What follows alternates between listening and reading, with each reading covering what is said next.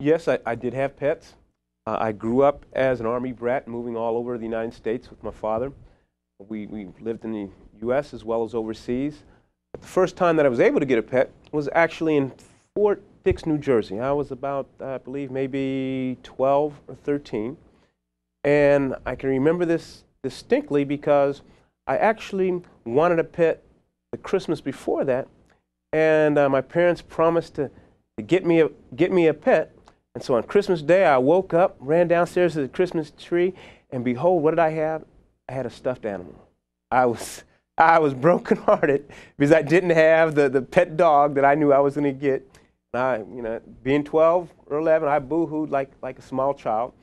But to this day, I remember that because no sooner than that happened, a couple months later, Father took me to the pet shelter there on Fort Dix, to the veterinarian shelter there on Fort Dix, and allowed me to pick out a small puppy that had been given the veterinarian. And so it was a mixed breed, but it was the greatest thing I could have had was that particular dog. So that was, in fact, very memorable to me because it was my first pet. But the other one that was really most memorable was me when I was a lieutenant in the Army at Fort Knox, Kentucky. I had my first son.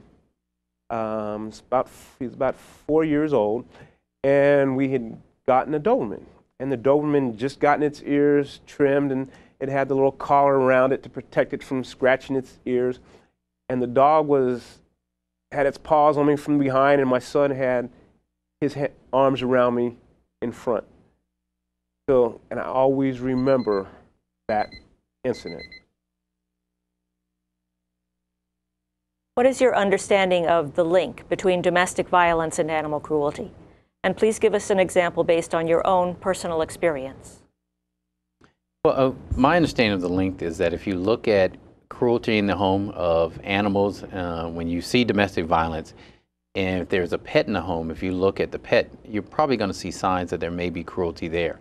What I look at the link as being as an opportunity for us as a society, especially as Prince George's County, when we have domestic violence that's growing rapidly, is to look at pets in the home and use that as an indicator of when we should step in. And I think if we can do that, that will help us identify not only to remove pets from the home, but also to identify that there are problems in the home and to get help for those who are there. I know a lot of times that you have spouses who are being abused who won't leave the home because they don't want to leave their pet there, and that we know there are spouses who are abusing the person there, who will use the pet as one of the tools to say, I'll do something to the dog or to the cat or to the bird or something like that.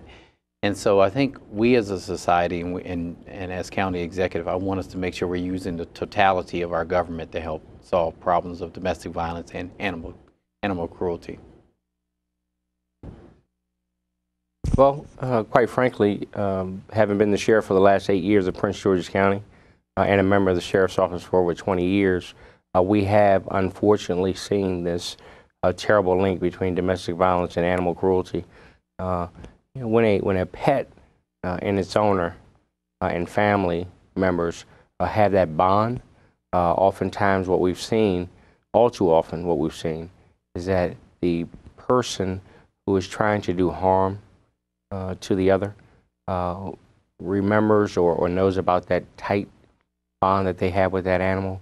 And unfortunately, we've seen that person who may not inflict the harm to their partner or their human loved one, but they'll inflict it upon the animal. And for them, for some reason, they understand that bond, and they believe that this will hurt them just as much or more. Very unfortunate. And it's something that we ensure that when we talk to young people about domestic violence, that we make sure that they understand that all facets of domestic violence are not admissible, or are not something that we will tolerate. Well, I've generally been aware for a number of years about a research link between child abusers of animals and later criminal or violent behavior with those folks as adults. So I've generally been aware of some research that have drawn a link between how a person treats animals and how they treat adults. I will say that we've had a number of issues before the House Judiciary Committee drawing the link between violence against people and violence against animals. We've had a number of some good testimony on the issue, so I've become acquainted with that, some of that research, some of that thinking during my tenure on the House Judiciary Committee. In fact, we had some legislation before the committee one year seeking to extend domestic violence protective orders to pets as well of the abused victim. So generally, I've been through the House Judiciary Committee become aware of some of the linkages. The link to me is just treating all living creatures with fairness and compassion, and realizing that a person's experiences in life are going to be an indication of what they will do in the future. So if someone grows up seeing abusiveness, then you can fairly bet that later on in that life, that abusiveness is going to come out.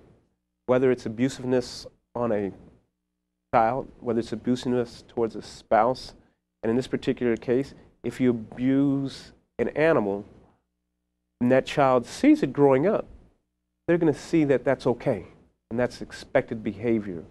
And so therefore, when that child gets older, he'll tend to say, well, it's okay to hit my wife. It's okay to kick the dog. Because that dog is not as important as me, or that dog is beneath me.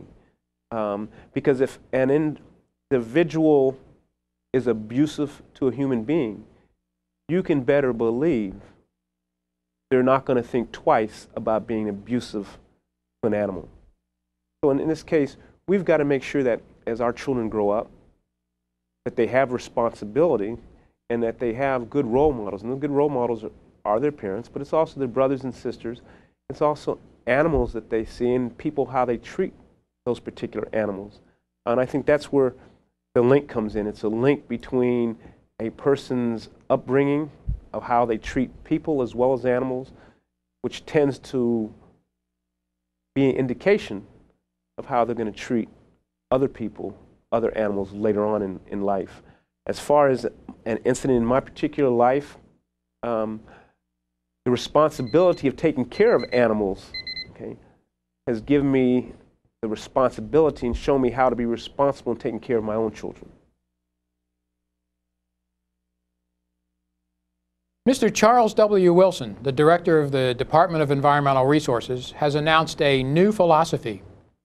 This philosophy includes certain life-saving principles, which result in improved outcomes at the Animal Services Facility. Are you familiar with Mr. Wilson's announcement? Do you support the changes that need to be made to affect the improved outcomes? First of all, yes, I am familiar with the announcement that were made and at the opening of the new facility here in Prince George's County, and I support those, and I think it's going to put Prince George's County on the right path. Clearly, we need to make sure that we have adequate staffing there that understand and embrace the new philosophy, or else it won't work. Simply having the director, give the orders. You need the people who are on the ground to follow them out. I'm especially interested in reducing the kill rate in Prince George's County, and I know from talking to groups like yourself that places like Charlottesville are doing a great job in reducing, and I want to see Prince George's County be a model for that. But it is going to take a good director and people who are on the ground who understand it and embrace the change, and that's what I want to see as county executive.